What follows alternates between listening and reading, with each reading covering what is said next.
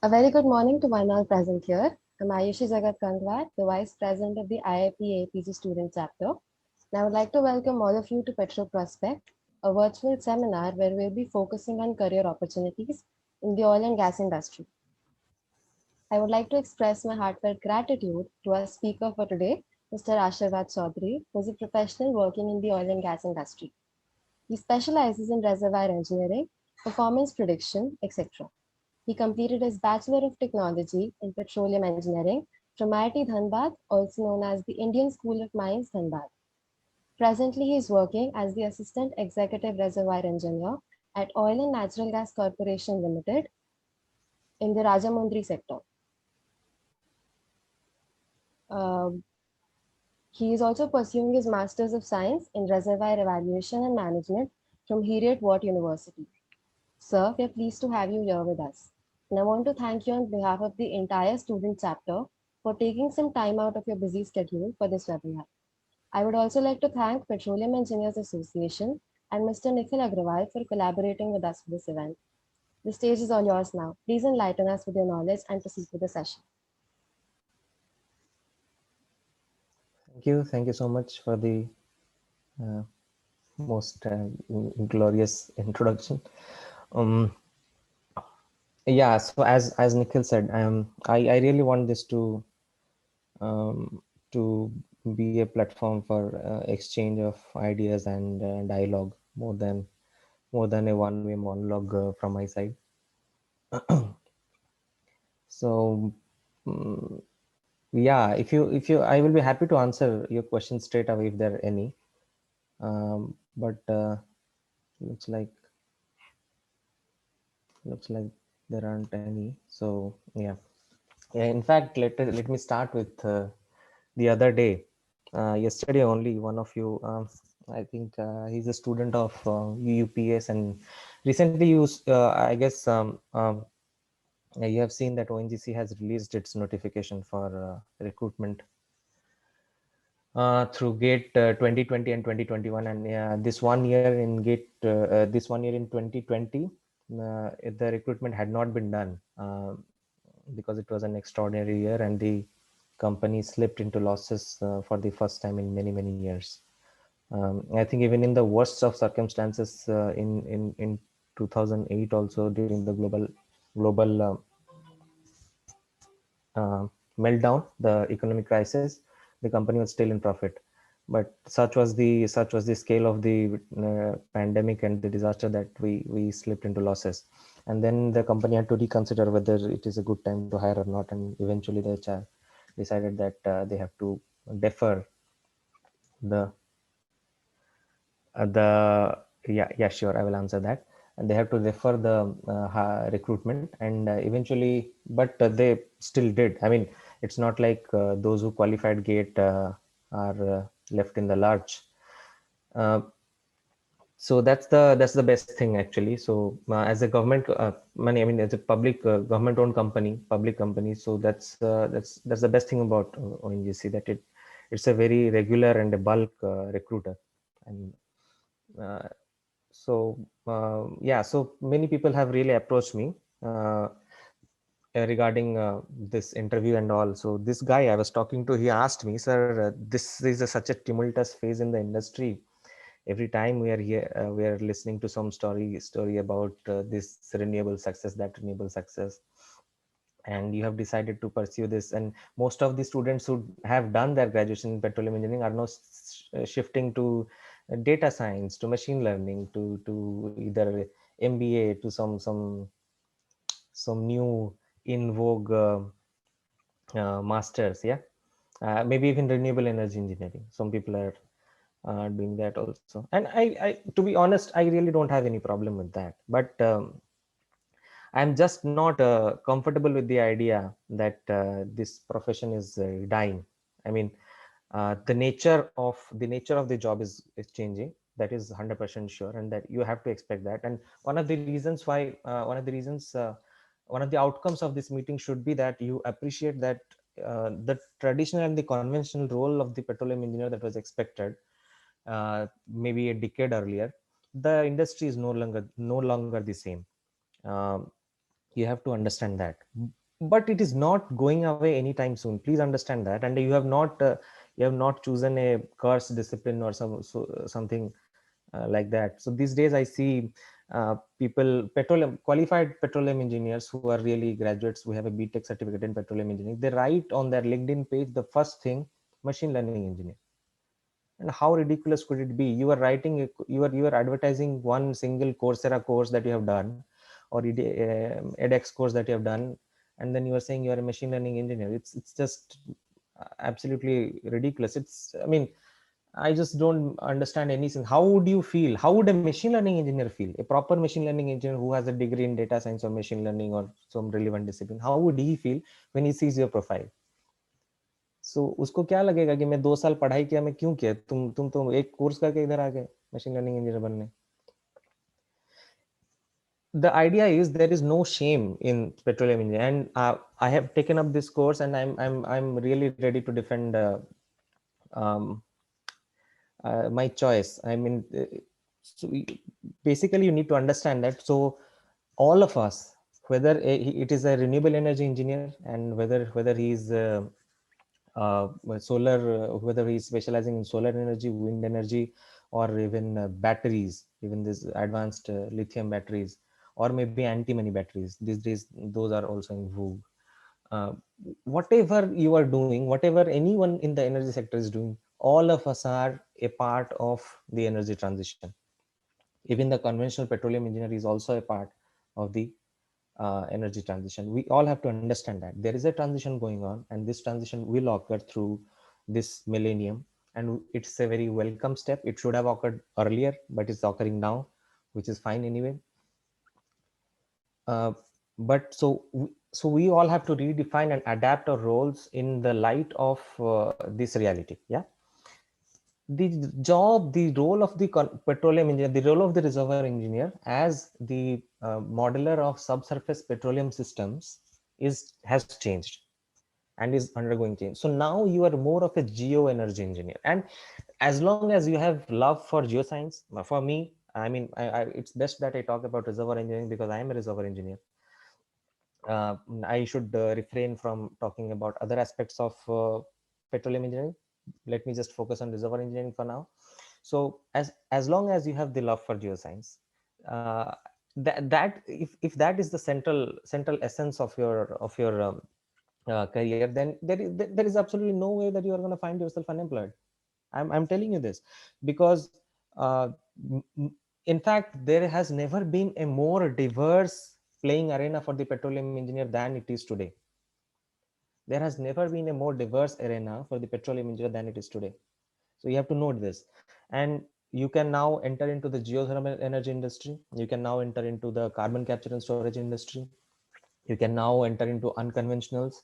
You can now enter into research, computational modeling, lots of new and you can also now enter into hydrogen storage.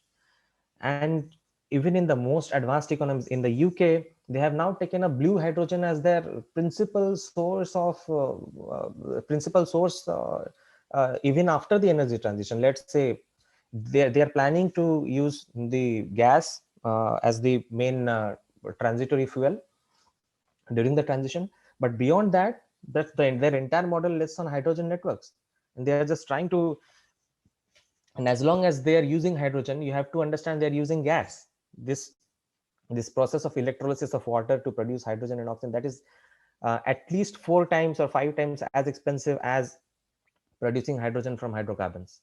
Yeah, so that economics is not going to change because it's an inherently energy intensive process to produce to break water.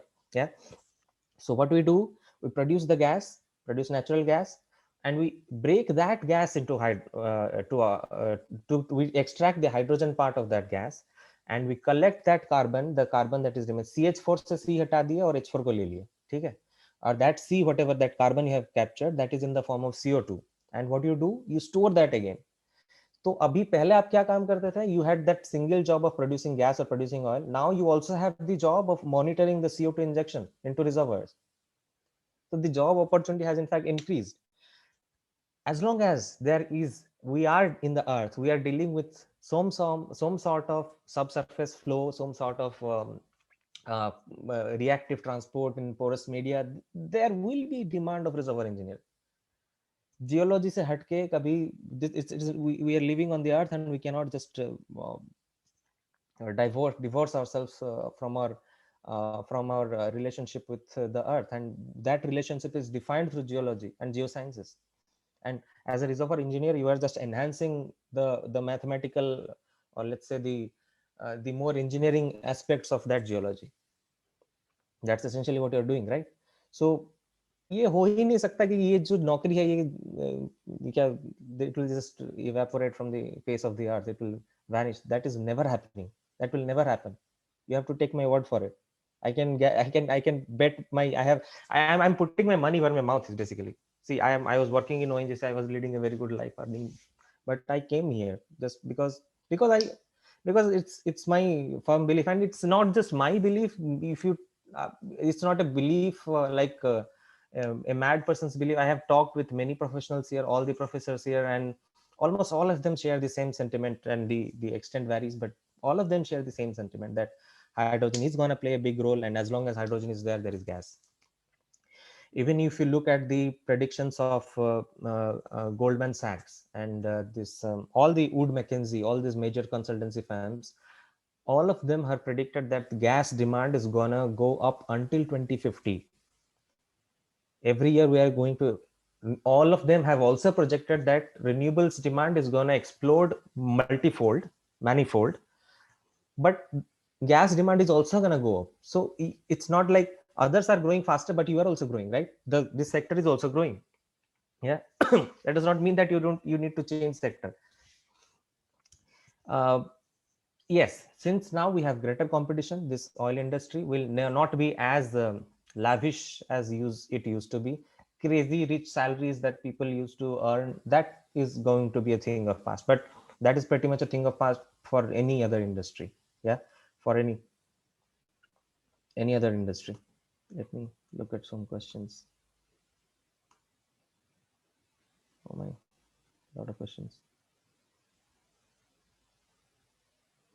Yeah, is it beneficial to learn about machine learning? Yeah, oh, yeah. So I'm telling you, regarding machine learning, I was telling you about this people I met in LinkedIn.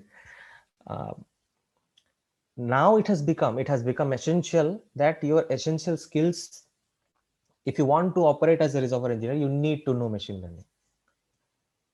It's let me put it this way. So if you want to go for a BTech, you have to qualify +2, yeah, just like that. So in that case, you don't advertise your +2 certificate. You're already a BTech, yeah. You get my point. So it's just excuse me, it's just a skill set that helps you operate better as a reservoir engineer, yeah, or as a geoscientist. So you don't need to advertise it separately. Maybe it can form one word in your CV, but उसको पहले रखने का और petroleum engineer को बाद रखने का, when you have a BTech in petroleum, absolutely makes no sense. Yeah, it is not just beneficial, it has almost become a compulsion, let me tell you that. Especially if you are going into fields of geomodeling, geomodeling and geostatistics and all those fields. It's just every new paper that comes in the field of geostatistics is related to ML. Yeah. What do you suggest, MTech in India or MS in foreign? For yeah, one of the reasons why many people in India um, are under the impression that petroleum industry is going to die, because the jobs have dried up in India, really. And if you see the explosion in the number of colleges that started offering this BTech in petroleum, it really started somewhere in after the 1990s, when our economy started opening up, when we had this NELP and then this OELP. So those were the days when the world was really looking up to India. Before that 1990s, we had already discovered a lot, and those were the major phases of exploration in the history of ONGC. After 1990, incidentally, ONGC is the major player, and so I'm taking its name. It has not made any significant discovery apart from this KG offshore. Yeah. Uh, so, uh, so for a very long period from 1990 to 2020, we see that all our reserves are drying up. and all our uh, uh, international players like Shell, BP, they don't show any interest. They're not willing to venture into um, India, and they're not willing to set up offices here. So the jobs certainly started drying up. And now even in 2020, you saw that ONGC even dropped recruitment. And then so this negative sentiment is understandable, but you have to understand that a lot of opportunities are opening up outside. And I can say very comfortably, very confidently in here in UK, there are enormous opportunities for a petroleum engineer and for especially for reservoir engineers. Yeah. So yes, if it's definitely better if you can do an MS. Yeah, uh, I mean, yeah. So where I then the next question is to where to do the MS, either in the USA or here in the UK. Those are the most natural two choices.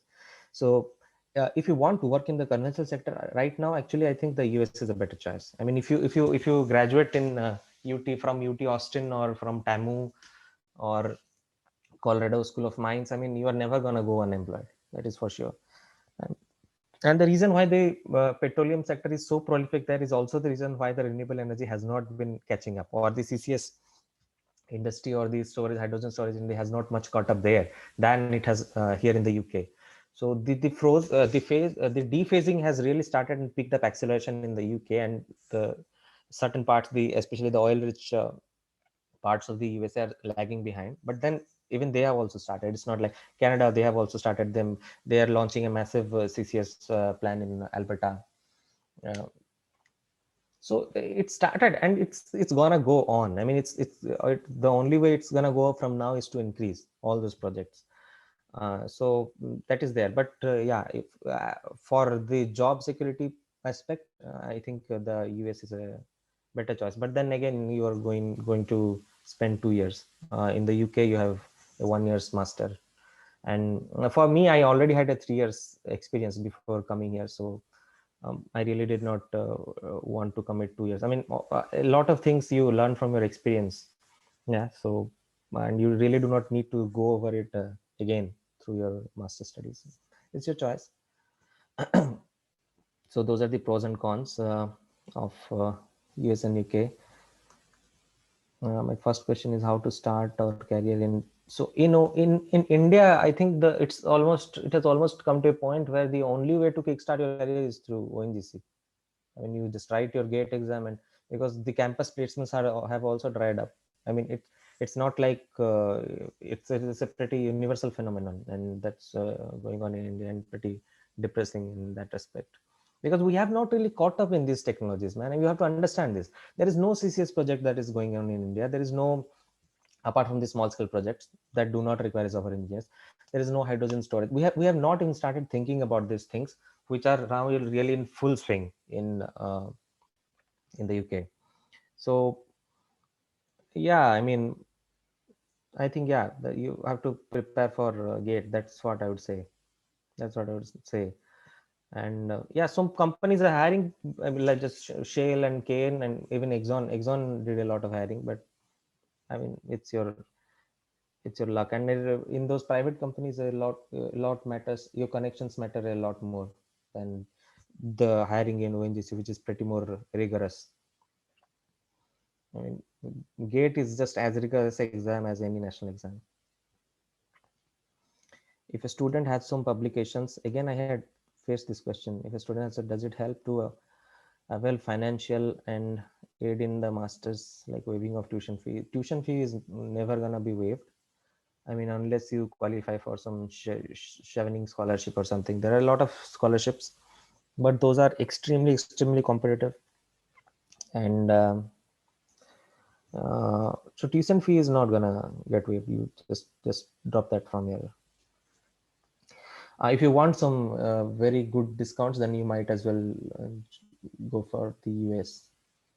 Uh, there the fees is very high, but the chances of a discount are also very high. Here in the UK, the fees is just same, irrespective of your qualification. It is pretty much same for everyone, and they do offer scholarships if you have a good profile. They do offer to some, but it's not like if you don't have publications, they won't give you. Yeah, but I'm happy that you're thinking about publishing. in UG level.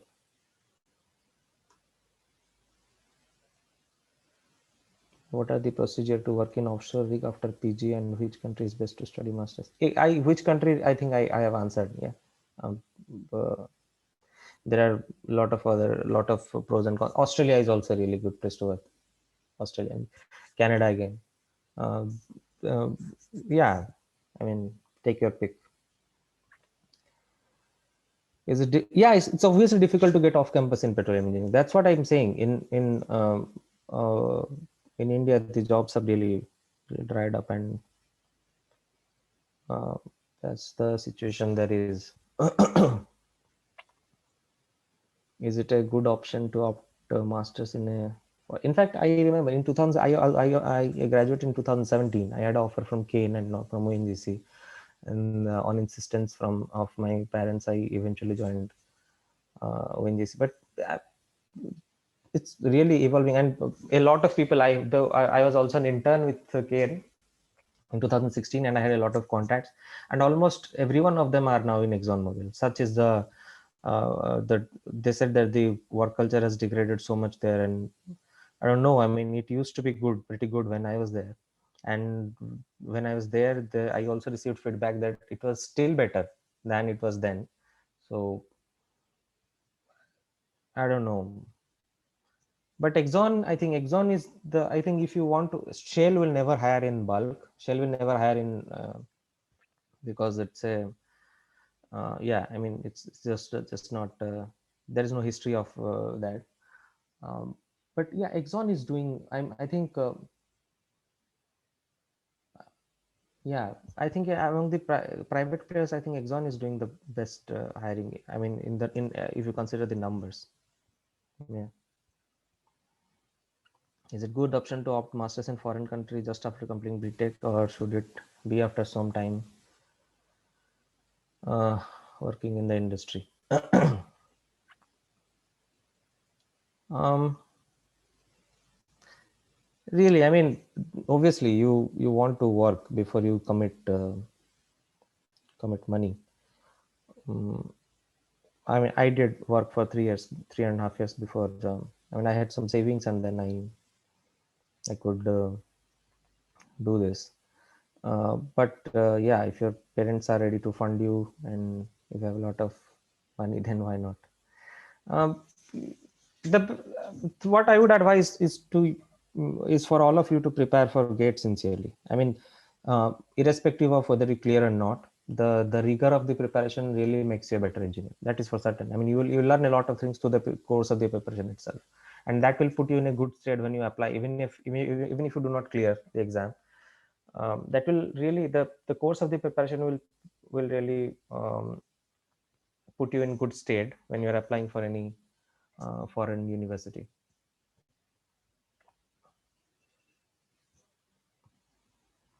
When do you expect next boom in oil industry recruitment? Yeah, if you asked me about the price, then I would rather say that there is already a boom going on, and there is already a boom going on, and the lot of analysts, including Goldman Sachs, they are all very bullish on oil right now, and they expect that it will cross $100. So yeah, but then a lot of them have also said that this is the last boom or something. You see, essentially the world has gone so gaga and so crazy over renewables that the investments in capital investment that the oil industry needs has also dried. Yeah, yeah.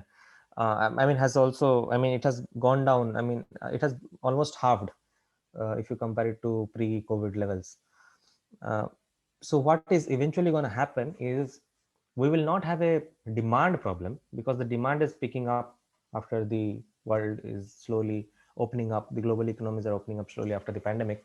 So the demand factor is not going to be a problem, but the supply is going to be, because fields are maturing. And if you do not pour in money, if the investors are going to back off, then there is going to be a huge supply crunch, and this crunch is going to produce result in a huge shoot in the prices.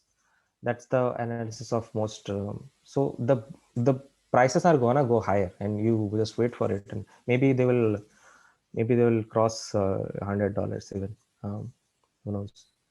But in any case, you don't expect that there will be that it will necessarily be accompanied by a boom in the recruitment. Companies will make a lot of profits, but they are not going to employ you if you are not skilled enough to help them in other aspects like CCS and hydrogen storage and geothermal and other things. Yeah, so you have to learn about those things, and one of the major reasons why, and also geology. Do not neglect geology.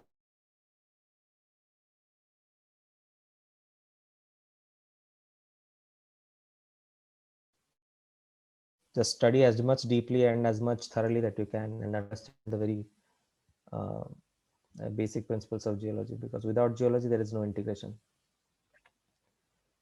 uh, yes, so where in UK, what sort of skill sets? But Subarna, I don't get your question really. Where in UK mean? I'm in Edinburgh right now. It's the capital of Scotland. Canada, yes, of course. I mean, it's already a very rich state for, but I think they were the most affected during the pandemic. Canada, I mean, if I have to say one country that was wrecked most, then it would probably Canada, because they relied on heavy oil, and because that's what is found there. And a lot of companies, there are a lot of small companies there, and all of them, a significant amount of them went bankrupt because of the crisis. So yes, obviously it's picking up. Demand is picking up.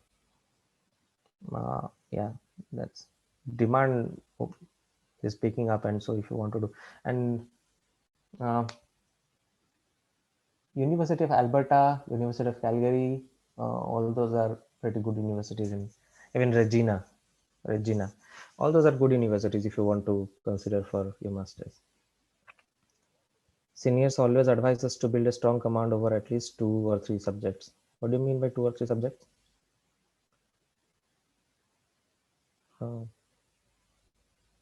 Well, I don't get the question actually. How can he apply for a job in foreign with BTech?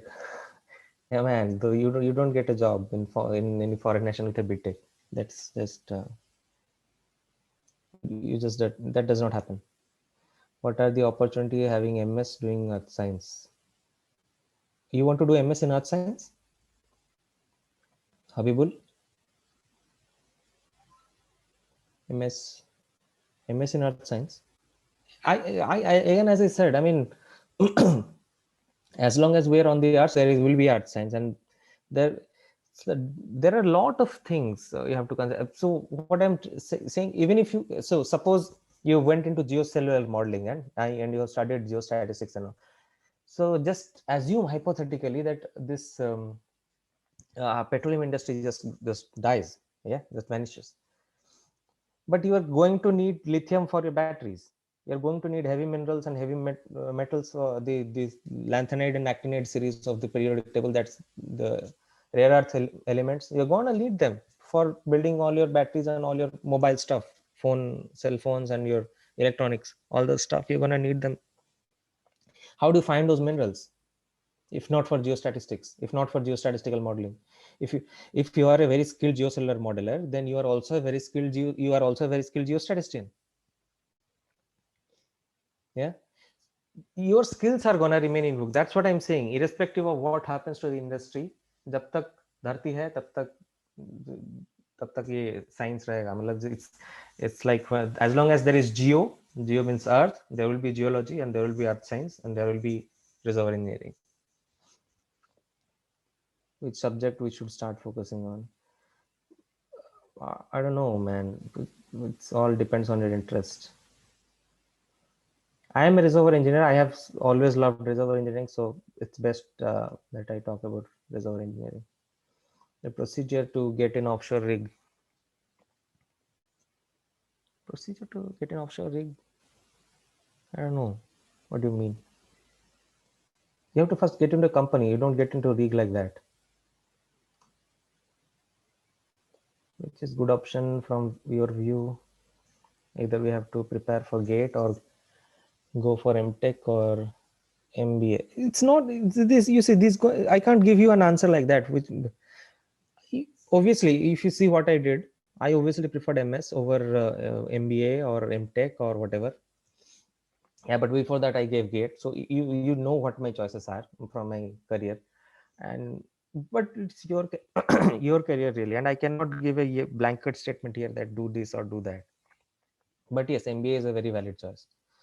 um, but in any of these foreign countries, whether in UK or USA, if you want to get into a leading business school, Oxford Side Business School or Cambridge Judge Business School or Imperial Business School in the UK, Wharton, Penn State, Chicago Booth, all those schools. I mean, if you're dreaming of those schools, then you minimum need 5 years experience. I mean, it's just a given fact that you have this experience, unless you don't apply without that in those schools. Even in India, with a very high percentile, only you can get into those top schools, ABC. Um, if you do not have experience, if you have experience, counts a lot, man. I mean, that small thing of 3 months or 5 months, 6 months, whatever it is, that single line that you have done a job somewhere or some internship, paid internship, yeah, that counts for a lot. That is a big testimony to your skills and your competence. To get job in ONGC after BTech through GATE, then what will be the minimum score to be achieved? It varies from year to year. uh, Reservoir engineering is the most competitive. um, yeah, let me say that you have to get in the top 10, I guess. Top 10 for RE, reservoir engineering. And probably, I mean, so the vacancy varies, but I think with a rank within top 30 for general, within top 30, you may, or top 25, you may expect something. Yeah, within top 25, I think you're safe.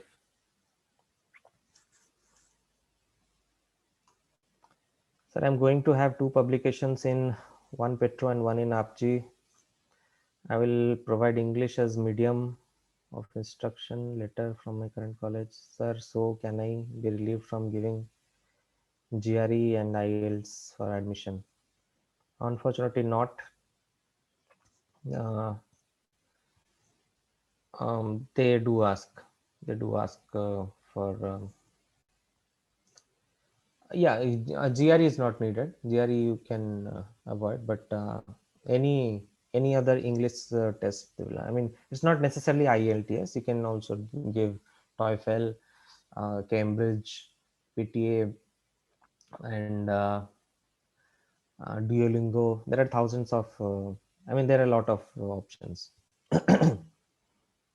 ONGC has officially relinquished search for gas hydrates, but it is into renewables. Yeah, and Shell also. ONGC has officially relinquished that they are not gonna invest in that. But did I confuse? I think not. I think not gas hydrates. Sorry, I'm sorry. Shale, for shale, I think they have given up. Yeah, for shale they have given up. Renewable, yeah, renewable they are entering, and they are entering into geothermal. They will drill the first geothermal well uh, somewhere in Uttarakhand.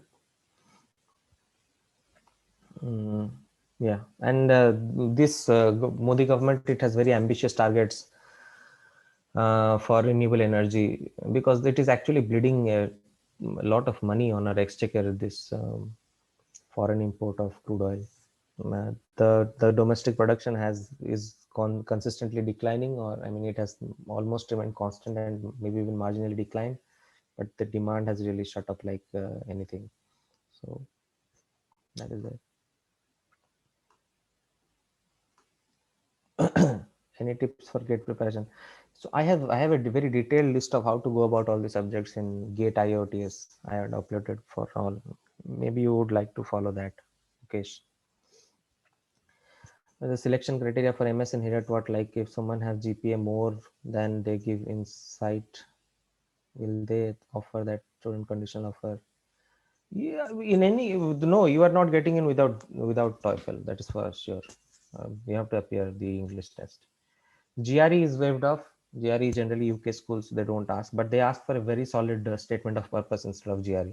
So make sure you write a good SOP if you want.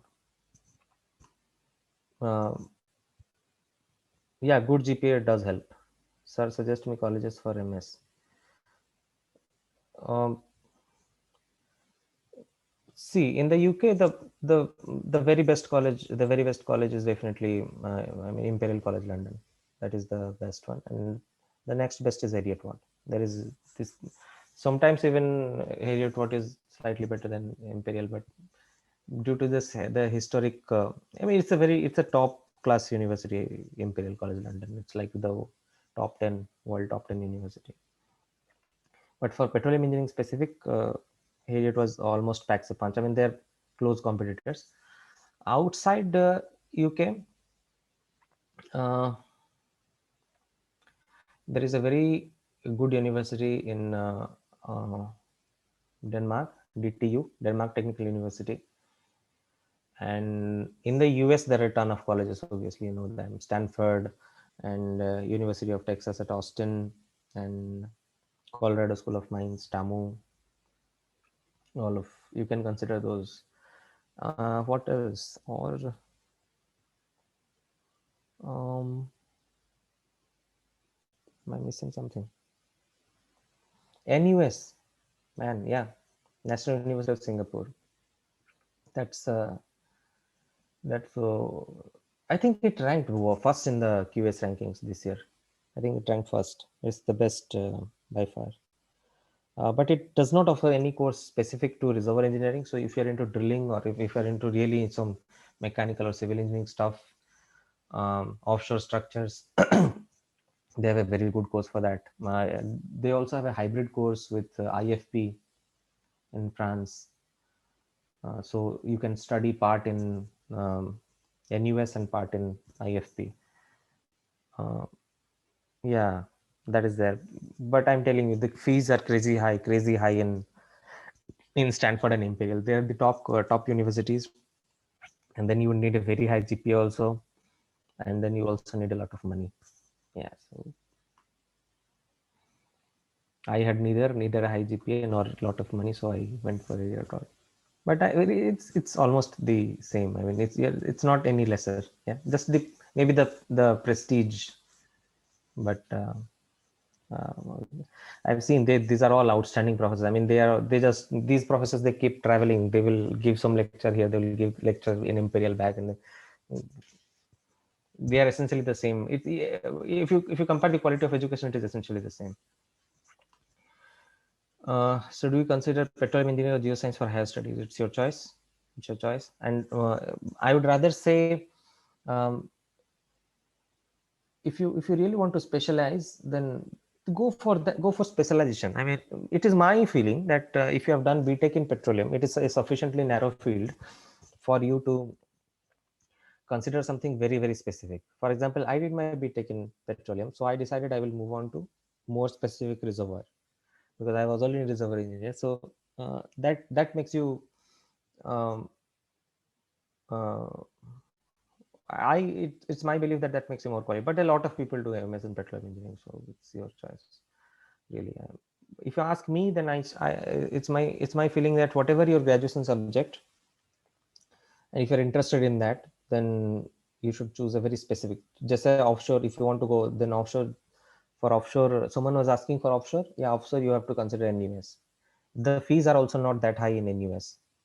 NUS Singapore. Please go to NUS Singapore, and you will have a bright future there. Yeah, has it been long? Nikhil, sir, I have done my graduation. 28 new messages, Bapre. Done my graduation and post-graduation in applied geology, and now pursuing MTech in petroleum exploration. What is the scope of MTech in petroleum? ये IIT Bombay से कर रहे हैं क्या आप? What is, yeah, SM Dhanbad. What is the job scope of getting job as a geologist or exploration geologist in oil and gas industry? As because once production starts, the geologist and explorer. Hey man, this does not work that way. E&P companies, they don't. It's not like exploration stops, production starts. When your exploration stops, that is handed to when you have successfully struck oil, the wildcat oil has struck, you will give it to the development team. I mean, you will also do the appraisal phase, and then you finally give it to the development team, which will now plan development wells.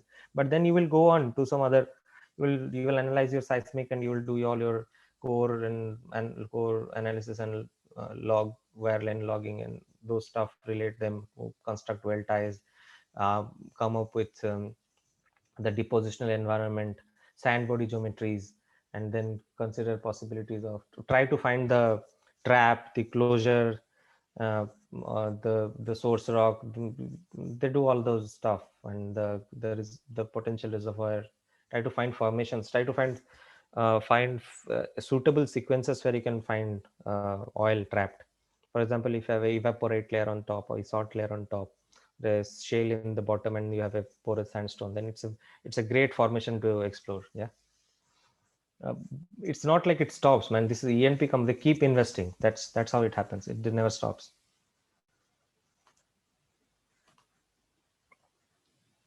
Oh, let me, sorry. Should we go for renewable data science for MS according to current? Yeah, obviously, job opportunities perspective, yeah, you have to consider data science. The if you want a job for certain, sure, but job, I was already in job, so I am telling you my case. So job was not the thing for me. It was only passion, and I loved geoscience, and that's why I came for this data science. There are a lot of applications in geoscience in reservoir engineering, so you get to apply them here in your field. But if you just want to go for a job, then obviously there are more jobs in data science and machine learning than in petroleum engineering. That is for certain. So for purely from job perspective, that is that. But yeah, yeah, pipeline engineering good. I'm not a great expert in pipeline engineering. How you prepare for gate? uh, please follow the gate AIOTs I have given. When you say recruit AWE in drilling, if yes, what it does recruit AWE in drilling? I don't know, man. The cutoff. I've been a long time. But I think drilling is the least competitive. Yeah. So generally people prefer reservoir, then production, then drilling. Do company hire MS students from Heriot-Watt University? Here the hiring is slightly different. It's like your engagement with the company. You network properly. You learn. You have to build your LinkedIn profile properly. Though if your employer sees such a thing that you are projecting yourself as a machine learning engineer after doing a course in Coursera, then be sure that he's gonna kick you. I mean, he will not even look at your CV. So here you have to just engage with the companies. You have to meet them at the job fairs, and then you have to build a relationship, ask questions, and then and then you can, whenever the vacancy comes, then they will call you. It's just that. It's not like the campus placement that happens in India. I have also heard that Imperial College of no, they are not doing that. No, they are not doing that. Ayush, not Imperial. I think the Canada, there was a university in Canada that dropped the UG course in petroleum, but not the master's course again. Again, they did it because there are no takers. Again, just it is just a consequence of the pandemic. There are no takers for the course, so they had to just drop it. They did it in Canada, and as I told you, Canada was the worst affected. So in Canada, it has happened, but not in the UK. As government promotes electric vehicles, if electric vehicle increases, so either it may impact on petroleum industry and decrease job opportunities. Yeah, I think I have sufficiently dealt on that. uh, any idea of Memorial of Newfoundland? No, man, I have not heard of this university. What about MS? I have answered that. PDU, sir. Okay, you are doing. How is your how is the University of Aberdeen for pursuing MSN petroleum engineering? Yeah, it's a good university. It's a good university. Aberdeen is a reasonably good university. Yeah. They have now come up with a brand new masters in renewable uh, renewable energy systems and technologies. Yeah, something like that. And I was, and it's since it's an online course, I was really contemplating taking that course, taking that master's. I will see. Since I will be working in after January, I will probably working in some company here. I'm not sure if I will find the time, but I have a great interest in that course. It's from University of Aberdeen. They're also offering this petroleum engineering online. So if you want to do it online from them, you can. Upstream और midstream भाई दोनों में है. It's not like upstream है तो midstream है. Other than ML, what other programming aspects we should build up, and what projects we can make before appearing for placement interviews? Uh, I'm not very sure. In any, whatever be the case, I mean, all your projects have to be related with your interest. That's the main point. Um, Programming, more than programming, you should understand computational thinking. You should try to, you should मैंने आपके दिमाग में ऐसा आना चाहिए कि this is a problem that the computer can solve. Yeah, you you must have that feeling when you see a problem. You do not necessarily need to have the skill to convert that idea into a code. For that they have software engineers, for that they have people who have studied data structures and algorithms. But what you should have a sense of is whether this can be coded or not, whether this is a this thing, whether this thing computer can do it or not. And if it does, then I need to do it for with what reason, or what are the parameters that I need to vary in a, for example, in a numerical model. um, what parameters do I need to stick to, what time and space discretization do I need to use, or what is the scale of the model. There are a lot of, what is the orientation of the model, thousands of questions. And that, as an engineer, you have to, yeah.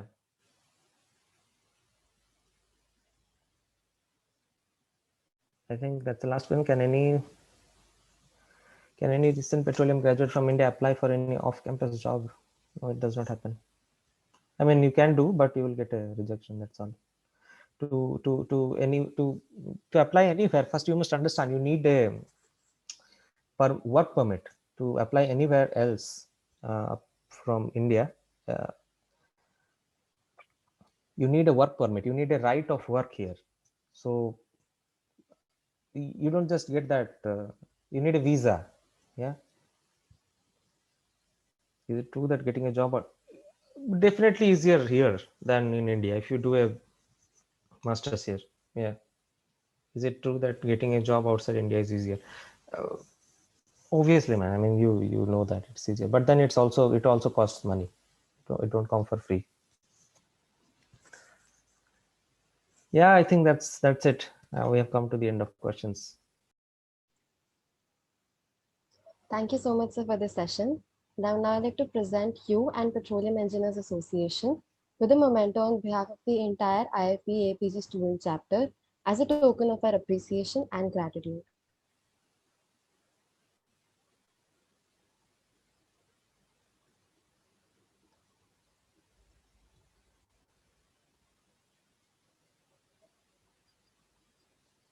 Just a second.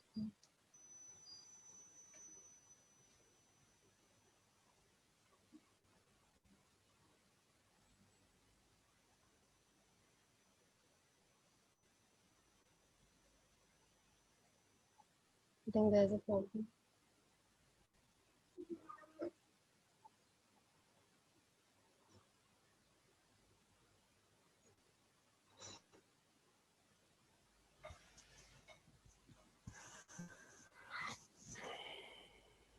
That's it. I'm sorry about the issue.